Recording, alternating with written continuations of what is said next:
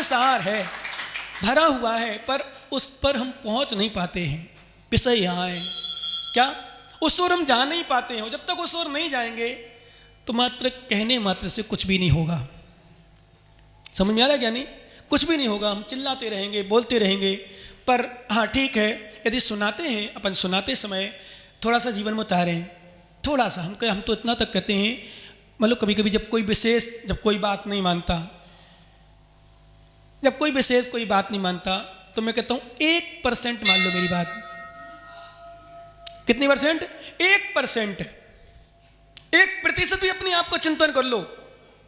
किसी ने कहा वैसे मोक्ष मार्ग के लिए 24 घंटा ध्यान में लीन होना चाहिए, और 24 घंटा आप ध्यान नहीं कर पाते हो तो 12 घंटे करो, 12 घंटा नहीं कर पाते हो तो 6 घंटा कर लो, 6 घंटा भी नहीं कर पा रहे हो 3 घंटा करो, 3 घंटा नहीं कर पा रहे हो 1.5 घंटा करो, 1.5 घंटा नहीं कर पा रहे हो 45 मिनट कर लो, 45 मिनट नहीं कर पा रहे हो तो आप 22 मिनट कर लो, 22 मिनट भी कर पा रहे हो तो हम कहेंगे 10 मिनट कर लो, 10 मिनट कर 5 मिनट समय निकाल लो, और 5 मिनट भी समय न मिले तो 24 घंटा में ग्रस्तों के लिए विशेष रूप से कम 1 मिनट तो अपनी आत्मा का ध्यान कर ही लेना चाहिए। वो 1 मिनट भी नोट कर लेना, 1 मिनट भी यदि तुम्हें ध्यान करने के लिए समय न मिलता हो तो समझ लो मेरी ग्रस्त पर्याय, मनुष्य पर्याय, श्रावक कुल, जैन कुल पाना व्यर्थ है। आत्मा में इतनी लीन हो जाओ कि संसार के सुख ही भूल जाओ। हमारे आचार्य महाराज ने उन भोगियों को, रागियों को संबोधन करने के लिए और योगियों को स्थिर करने के लिए परमात्म प्रकाश ग्रंथ में एक गाथा लिखी है। उन्होंने लिखा, जम मुनि लही अनंत सुहूर ऋयप्पा झायंतु तम सुह इंदि विडबई लही के देवई कोटि रमंतु। एक सूत्र दी गाथा है, अध्यात्म ग्रंथ है वो। मैंने पहले परमात्म प्रकाश की टीका, प्रवचन सार, समय सार, योग सार की प्रवचन करता था। समय सार, प्रवचन सार, नियम सार, इन 3 को परमात्म प्रकाश, इनकी 4 की टीका करो मैंने सामूहिक रूप से।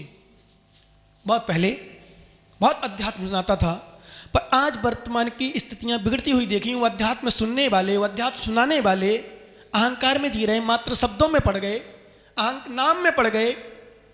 तो फिर मैंने सोचा ऐसा नाम से क्या प्रयोजन,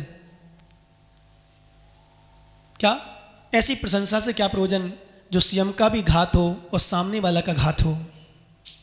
ऐसी प्रशंसा से क्या प्रयोजन जो स्वयं का भी घात हो और सामने वाले का घात हो। ऐसी निंदा श्रेष्ठ है जो हमारी आत्मा का कल्याण हो। हमारे आचार्य महाराज ने मरण कंड का ग्रंथ में, अभी इसको बता दूं फिर उसको बताऊंगा आगे। हमारे आचार्य महाराज ने परमात्म प्रकाश ग्रंथ की बात कर रहा हूं मैं, उन्होंने लिखा कि ध्यान रखना सभी लोग, जितने लोग हैं जो अनमेरिड नहीं हैं, अनमेरिड हो चुके हैं, वो विशेष सुने, और अनमेरिड तो सुने, कुछ भी नहीं है संसार में, ध्यान रखना। जो मेरिड है वो सुने ध्यान से।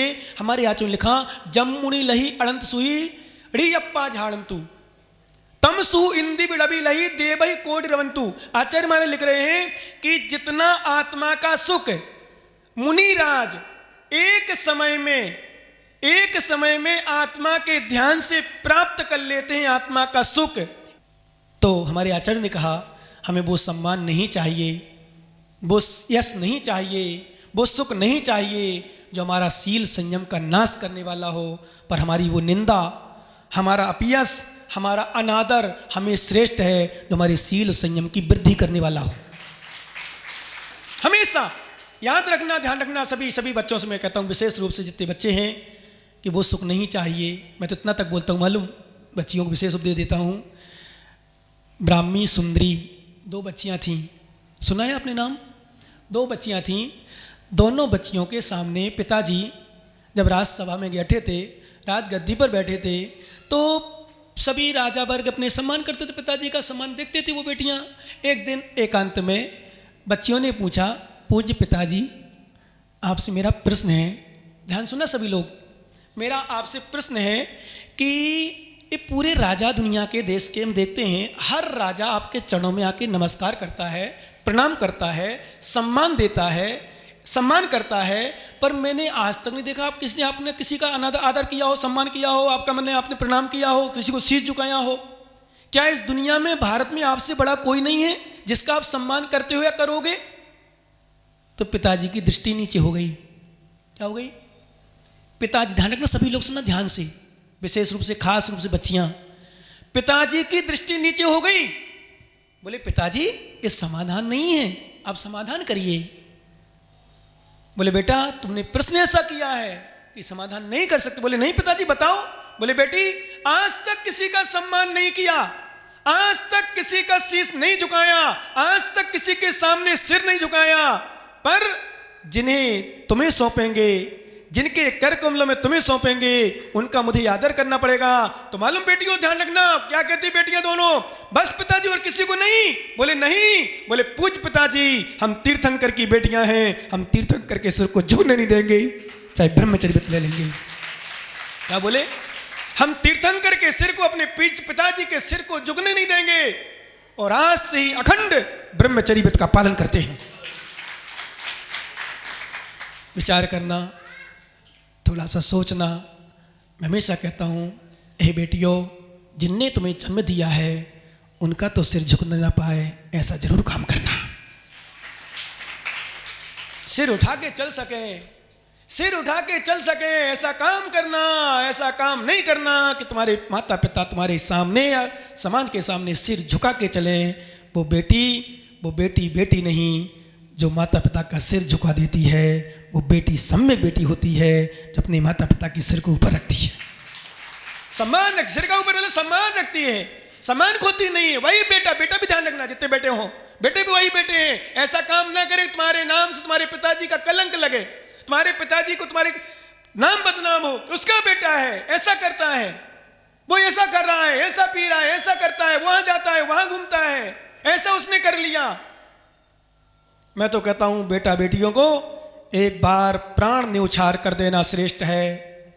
ध्यान रखना, एक बार प्राण न्यौछावर करना श्रेष्ठ है। क्या नाम बताया था बेटा तुमने, चश्मा वाले भैया? सुमित अरुण का लड़का है क्या? सुमित बेटा नियम ले लेना, एक बार प्राण न्यौछावर कर देना श्रेष्ठ है, पर ऐसा काम नहीं करना कि हमारे द्वारा हमारे माता पिता का नाम कलंक हो। हमारे माता पिता कलंक के तो ऐसा काम जिंदगी में कभी नहीं करना। और ऐसा काम करना, वो बेटे श्रेष्ठ नहीं जो पिता के नाम से जीते हैं, पिता के नाम से जाने जाते हैं, वो बेटे श्रेष्ठ होते हैं जो बेटे के नाम से पिता जाने जाते हैं। किसके नाम से? बेटे के नाम से पिता जाने जाए।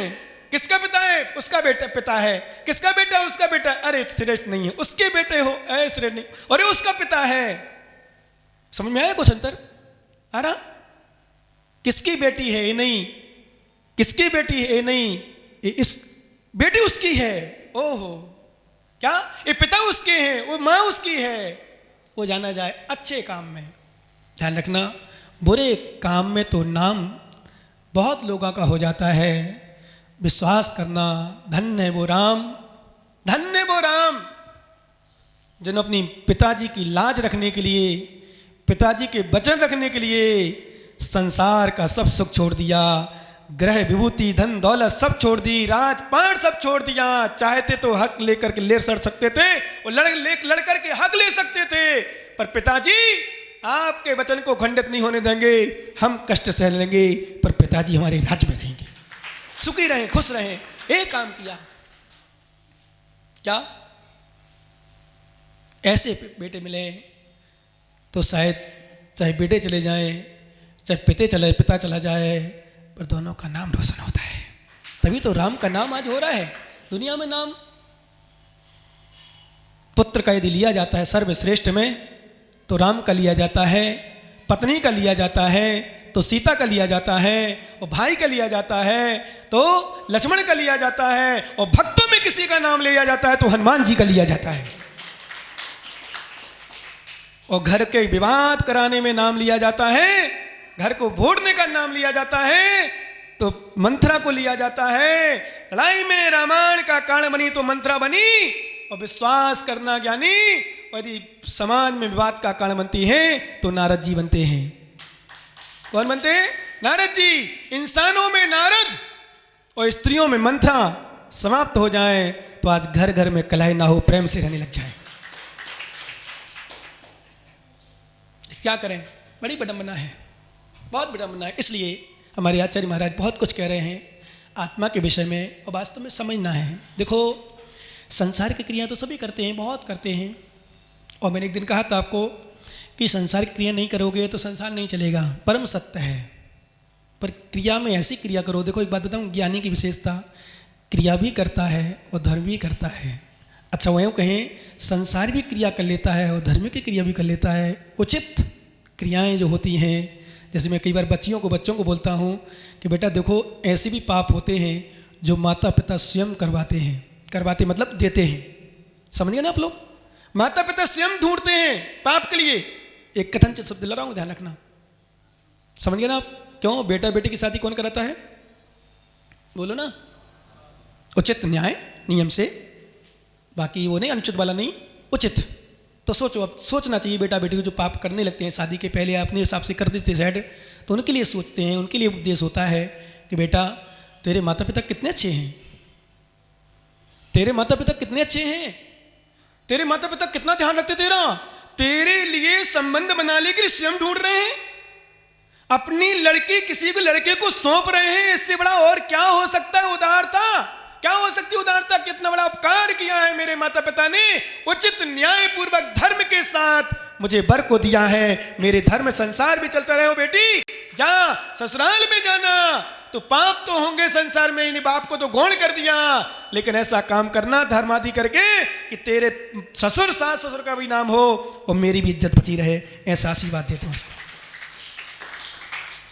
कन्यादान का अर्थ क्या है? कन्यादान का अर्थ नहीं कन्या को दान कर दिया। किसी ने अभी आया तो मैंने अखबार में कहीं पढ़ा था, किसी ने मोबाइल में दिखाया था, किसी की शादी में बड़े बड़े बड़े लोग इतने डिस्टर्ब करते हैं, बुद्धि लगाते हैं, बोले मैं कन्यादान नहीं लूंगी माता पिता से।